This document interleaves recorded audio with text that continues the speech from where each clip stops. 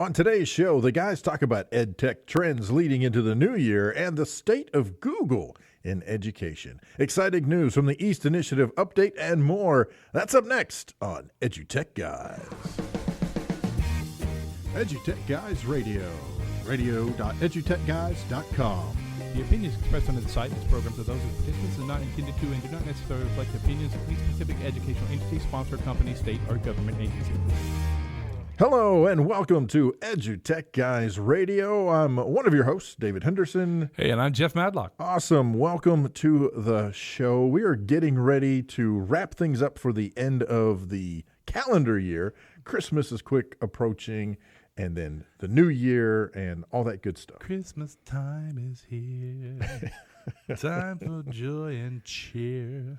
There you go. Sorry, I thought I'd throw that out. Yeah, it's it is the wrap up show, isn't it? No, it's not yet. We've still got a couple weeks until we hit actual Christmas break for education. Yeah, that's right. If we're going to do a wrap up show, we should. But have you noticed for Christmas? Christmas starts about October at Walmart, and we're on Walmart time. This is the way we run things. You would think about it. Am I not right? It's Halloween, Christmas. Poor Thanksgiving's getting knocked out of the way. It really is just being shoved out the door. I saw some turkeys, but they had Santa hats on and beards. So, automatically it's like, nope. That's right. That's what's happening. Hey, listen, be sure to follow along with the EduTech Guys on Twitter. EduTech Guys on Facebook. Heck, just go out to Google, type in EduTech Guys, and you will find us on the web. That's right. Then head over to www.edutechguys.com, and you can drop down at the bottom of the page, find our nice little form there, and send us a message. Let us know what's happening. Or, heck, just tweet it out to us, either at EduTechGuys or hashtag ETGChat. Awesome. Yeah, sounds great, man. Don't placate me in the studio. How dare you? I'm just saying, man. We were just saying before we came on the air, we've come to that point in our relationship. Yeah. I'm really tired of you snoring all night. That's right. No, but hey, we actually have just come back from two really cool live coverage events. Let me put it that way, because they weren't both conferences. But we were down in San Antonio at the AESA conference. We were down there for several days. And then yesterday, as of the day we're recording this particular podcast, but the day before this one came out, I was over at SAU, Southern Arkansas University in Magnolia, and I was covering the robotics exhibition that they had over there. So we've been traveling out and about and visiting with folks and talking with students and teachers and educators. And there's more to come. Yeah, absolutely. We'll talk about that later in the show. Absolutely.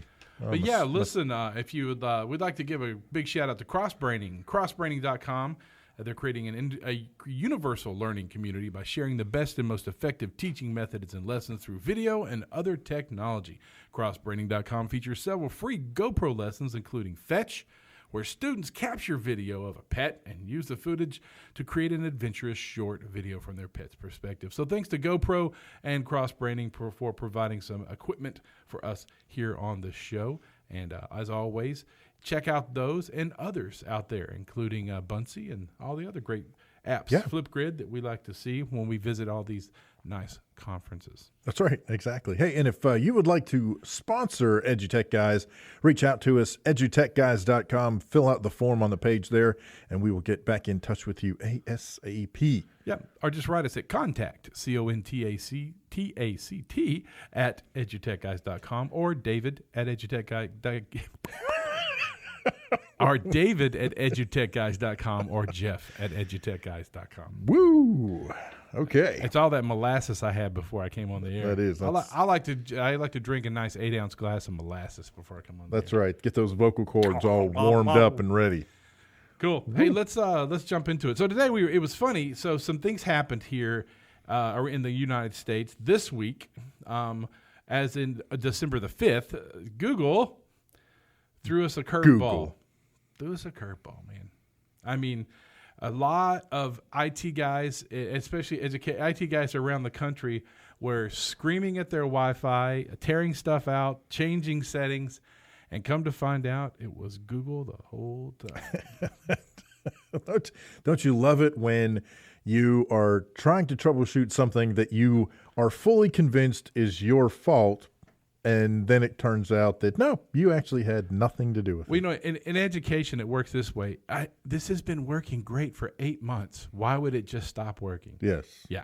Yeah. And I guess because some of us have been in the industry so long, we remember the days when hardware and software and networks were not as reliable as they are now. So we were burned back in the day. You know, yeah, it ran great for 3 weeks, but then it just went for whatever reason. Right.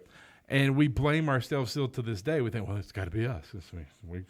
We've got something, a gremlin in the system. Yes. But yeah, this week, Google kind of threw us a curveball. They pushed a bad config, and it caused all Chromebooks, all Chrome devices, I guess pretty much, Chrome bits, Chromebooks, you know, that kind of stuff, Sure. to lose its network settings. So if you were connected to something with a passphrase, you know, like a hidden network for all your, say, 3,000 Chromebooks in your district, and they were on, it was really weird. It hit in this weird window.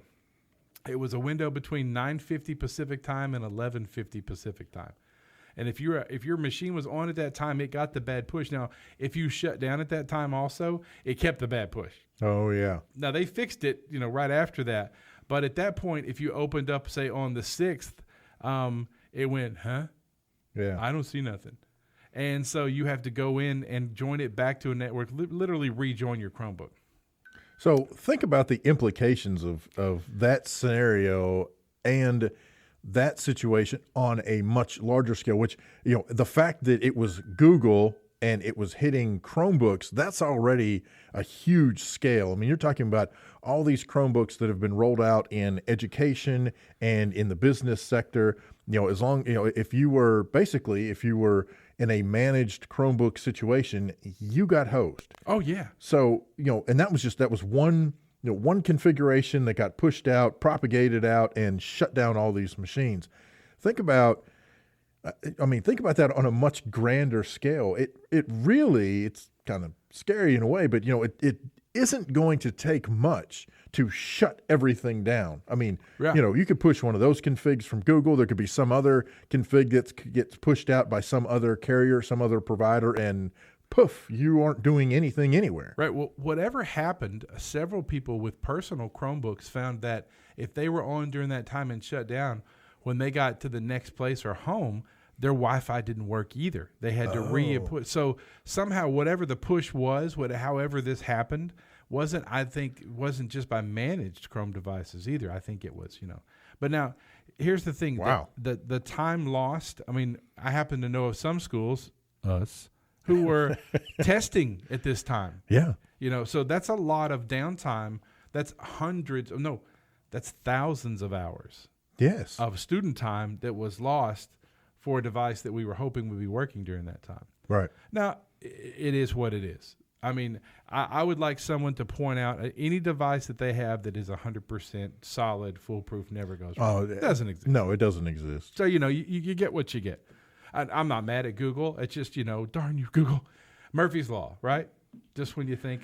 Well, I think the big issue goes back to what we started at the top of the segment, and that is that you have all of these tech folks running around thinking that it's their problem until the tech folks start reaching out to other tech folks, and they're going, all of a sudden, you know, my Chromebooks just quit working and I can't figure out what's going on. And then another one says, yeah, that kind of happened to me too. Oh, well, what Wi-Fi are you running? Oh, well, we're running Cisco. Oh, well, we've got AeroHive. Okay, well, it's not the Wi-Fi. So, you know, what's going on? And then, of course, I'm sure Google was also trying to figure out what the fruit happened.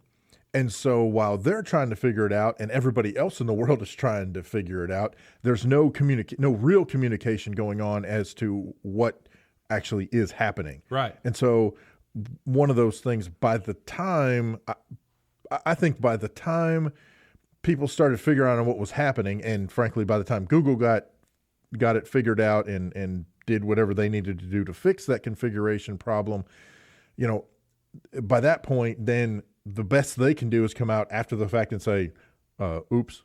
I mean, there's nothing proactive they could do about it at that point. Sure. You know, the flip side of that is, in the scheme of everything, it was basically a 2-hour window, which I realize in a 99.99% uptime world, that's huge. But in the scheme of life, the universe, and everything. Yeah. Okay, so you lost 2 hours. Yeah, I agree. And, the interesting, they came out with a fix for it. And, but there's the thing, it's the repercussions of it, though, is that a lot of places, I would say 20% of our devices now had to be retouched because they did come on and they were affected. True. And they didn't get the fix. And so they are now going, what Wi-Fi? So they have to be manually touched like they were when they came out of the box. Yeah. And rejoined. So it is, the repercussions of it in man hours is actually pretty steep. Well, and that's a very good point. Just that's thinking a very valid here in the point. state of Arkansas, just how many man hours had to be spent today of fixing our class time hours, still man hours, had to be used to do that, to get it fixed, to make it better. Right. And, at your regular rate of, say, a tech guy, you're talking $30 an hour or more. Sure. So you're getting into the thousands of dollars. Right. Yeah, well, that's true. That's a very good point. I mean, it's all about money. I don't think Google would want to lose that kind of money. So that's interesting. But you know what? Let's take a quick second and we'll hit a commercial, and we'll be right back after this and talk about a little trends in education leading us into the new year. We'll be right back after this. Thanks for listening to EduTechGuys. Reach out to us on Twitter at EduTechGuys. Head over to Facebook, facebook.com/EduTechGuys, or cruise on over to the website, www.edutechguys.com. Up next, we've got the East Initiative update from Spencer Watson. So check that bad boy out right now. Hello, everyone. I'm Spencer Watson with East Initiative. Welcome to the East Update.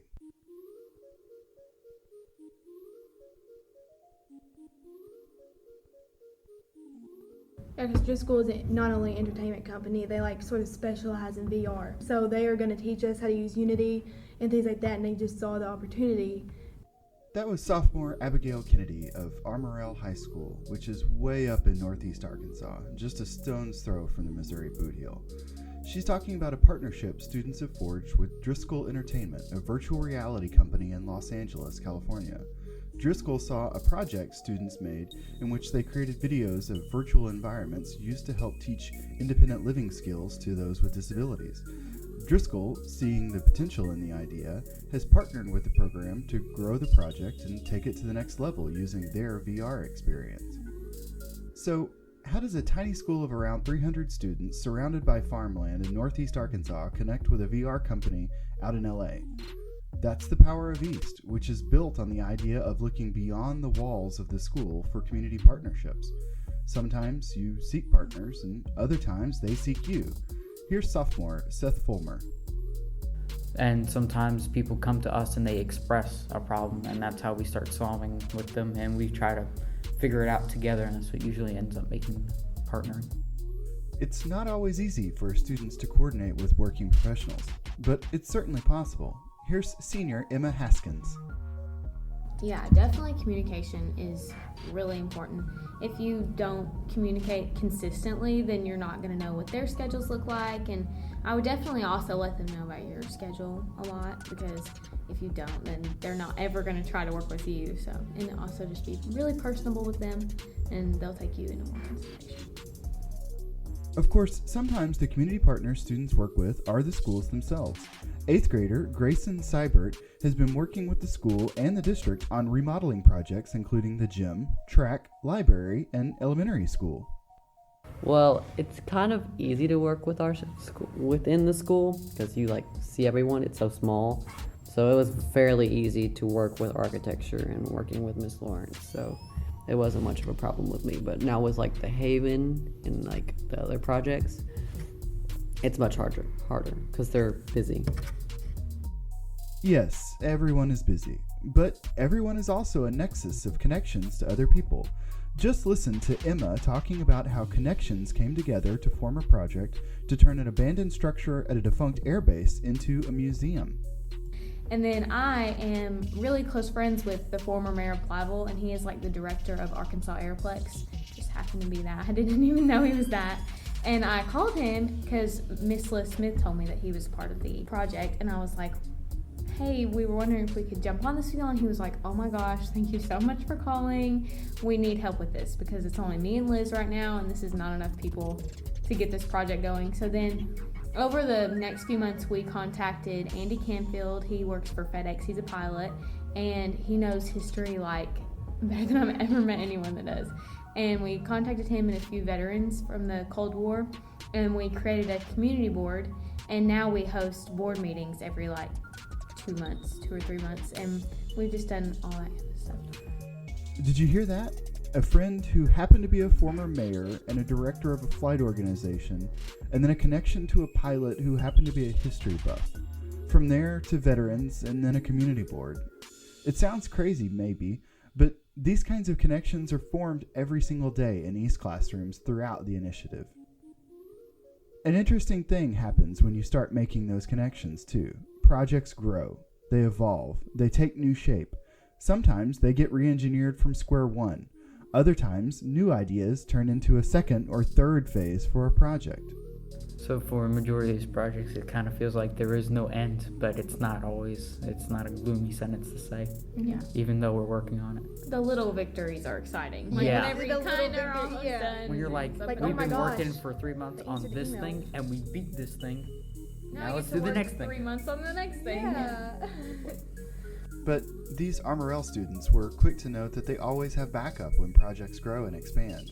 Their fellow classmates in East. Plus, in the East classroom, you have other students that are feeling the same as you. They're excited about the projects. They're stressing over what's going to happen with this community partner, what's going to happen when we branch out over here. And everyone feels the same way, and everybody helps with your project. There's no telling how many times each of us has helped other people with something that we had no idea what to do.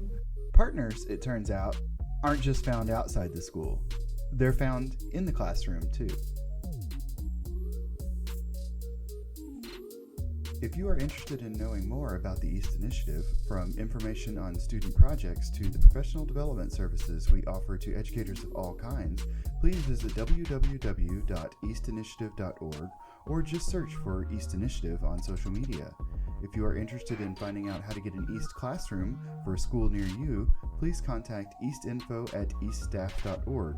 That's EASTINFO at EASTSTAFF.org. Special thanks to Abigail Kennedy, Seth Fulmer, Emma Haskins, and Grayson Seibert of Armorel High School, and thanks also to their facilitator, Alicia Bell.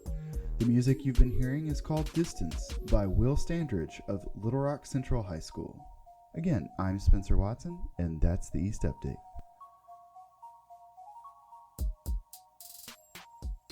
Groovin'. Hey, we want to thank Spencer and East Initiative for bringing us that update each week, and that was very interesting music. I enjoyed it tremendously. Yeah, and, very cool. Thanks for the update, as always. Yeah, man. That's a really cool feature that we added several podcasts ago, and we've thoroughly been enjoying Spencer's interviews with other students who are a part of the East Initiative. Yeah, it really makes a huge, huge, huge difference. Yeah. So, listen, next up on the show, David and I were talking about, we were just at a conference, AESA, and we got to talking about trends, and that conference had a very neat theme of equity and inclusion and that kind of stuff. And so it was a very, very interesting conference, and there was some great stuff being talked about.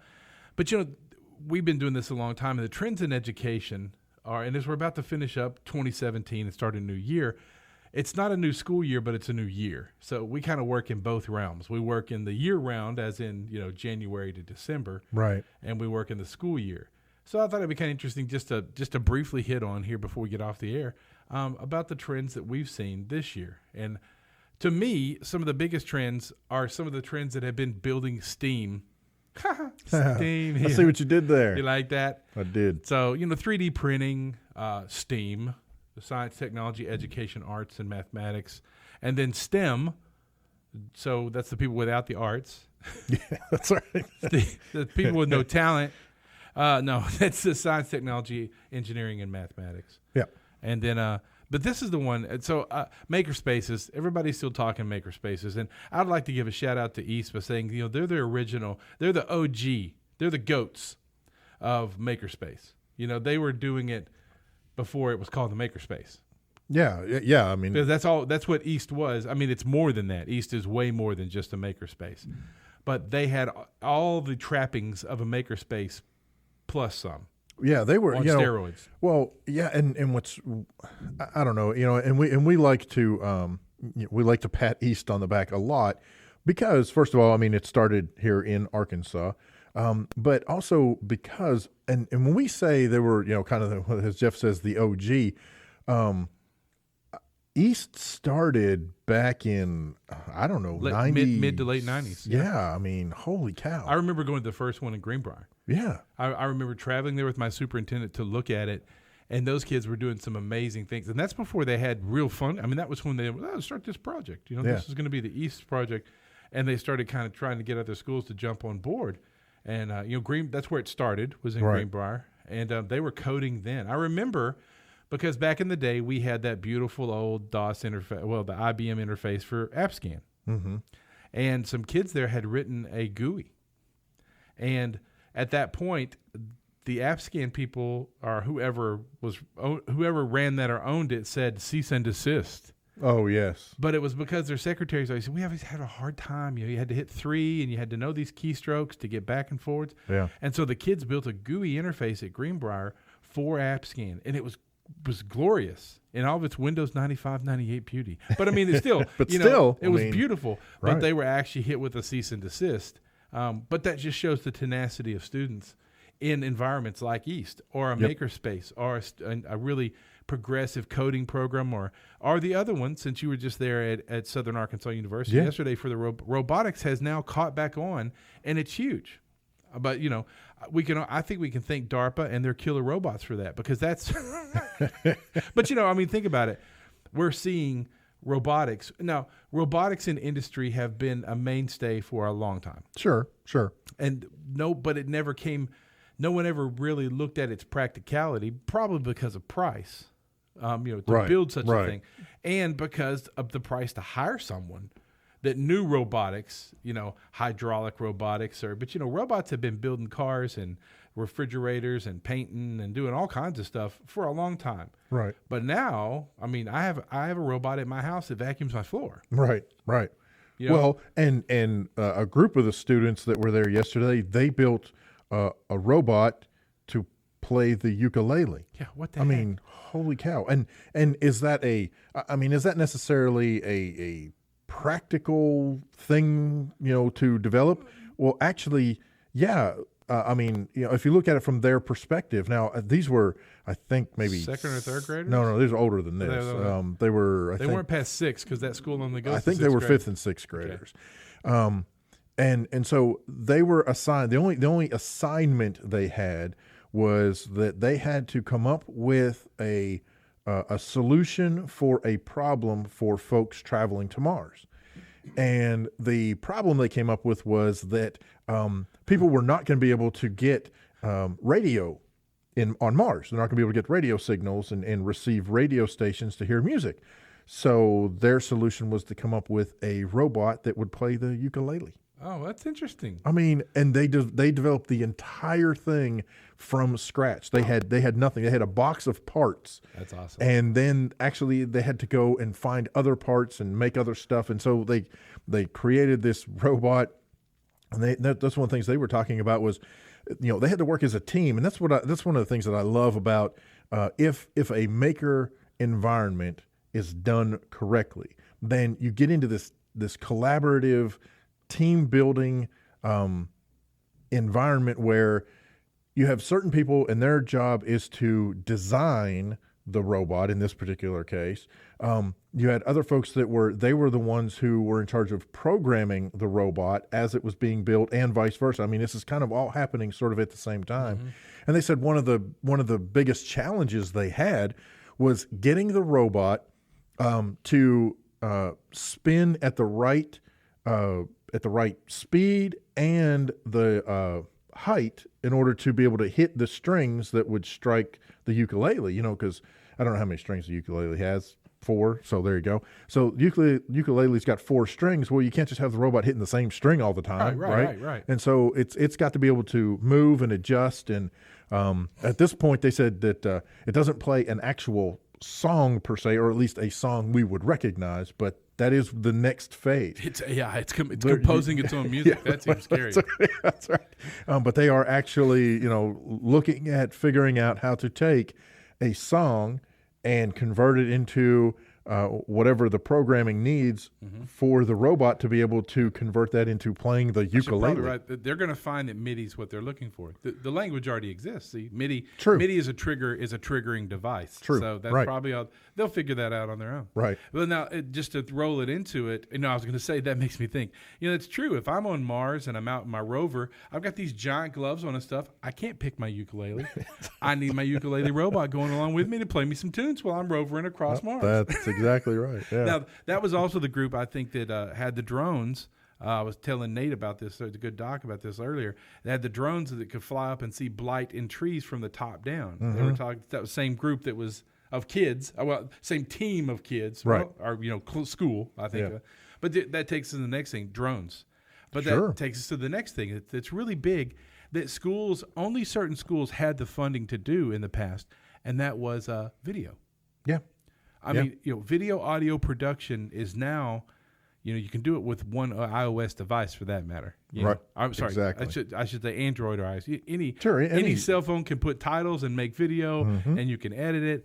I mean, but we didn't have that ability in schools in the past, and to rebroadcast was next to impossible. Right. And so that's a trend that I see, in communication that's going to build. I hate to say this, and I'll just be the one to say it. 3D printing. Well, I will tell you, I got into a conversation with a teacher yesterday about 3D printing and good, bad, or ugly. We were on the same page, okay? And I say it that way because sometimes it's fun to get into a debate with someone who doesn't necessarily agree with you. But we were on the same page as far as 3D printing. If the students are, first of all, solving a problem that they know exists, and those students design and develop the layout and the algorithms and everything else that goes into printing, 3D printing the solution to the problem that they see, and they are doing all the work, I'm all for 3D printing. But when you have certain instructors who, to them, 3D printing is having the student go out to a site where you can download one of a gazillion prefabricated plans and you upload it into the printer, you didn't do anything different than jumping out to a website that has a coloring page and you downloaded the coloring page, or had the student download the coloring page and print it out.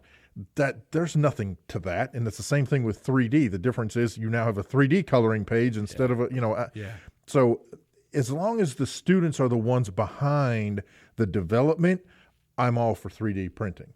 Kevin, we had the same conversation with Kevin. He agreed with us. You're exactly right, and that's that brings me to the old thing.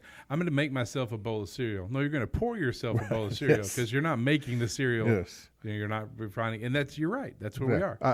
That's like, when I was a kid, my mother would say, "Make your bed."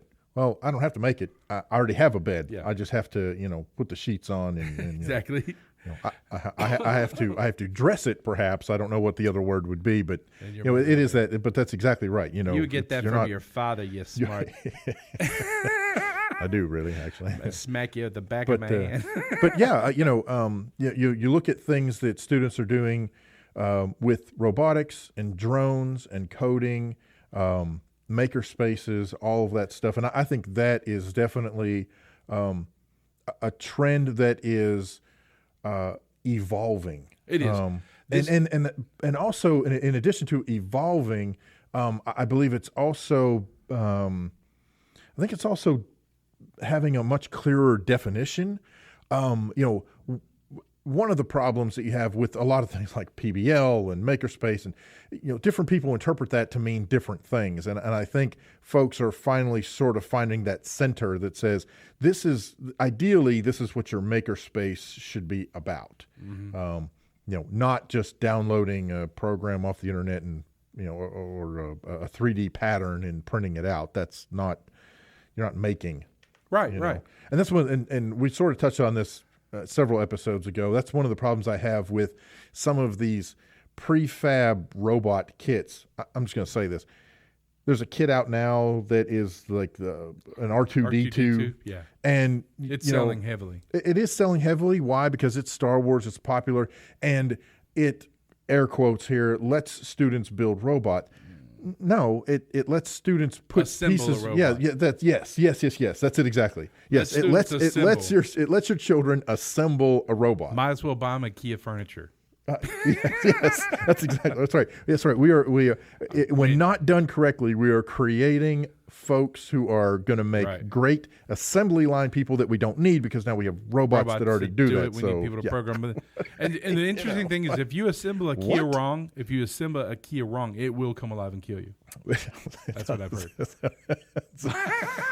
happened to my uncle. It wasn't pretty. IKEA, man. You put me together wrong. IKEA. So anyway, that's some trends. We are stupid. Coming into the end of the year, that's some trends I see. And David and I, so you can catch us live. The next place we're going to be we'll be at FETSI. Yeah, man, in Orlando. From January 22nd until the 26th. Yeah, we're going to be there a long time. We're going to be there a long time. We'll be broadcasting live from radio.edutechguys.com. And you talking about trends and seeing the trends that are happening in education around the United States. That's the place that we're going to be seeing them at. So we'll be sending a lot from there. If you want to catch us, remember just radio.edutechguys.com. And you'll see a lot of tweets coming out about that pretty soon. A lot of tweets. Heads on fire. Got a lot of tweets. Listen, we're going to wrap this bad boy up and get in the old EduTech mobile and head on back to the Edumatech. The EduTech Guys cave. Oh, boy. And do all that kind of good stuff. No Google tip of the week this week. The Google tip of the week this week is make sure you check your configs. That's right. Wi-Fi. That's right. Our tip is to Google. Yeah. Hey, don't forget to renew that SSL certificate, Google. No. But, hey, listen, I'm Jeff. I'm David. And we'll catch you next time on the EduTech Guys. You've been listening to EduTech Guys Radio, radio.edutechguys.com. The opinions expressed on this site and its programs are those of participants and not intended to and do not necessarily reflect the opinions of any specific educational entity, sponsor, company, state, or government agency.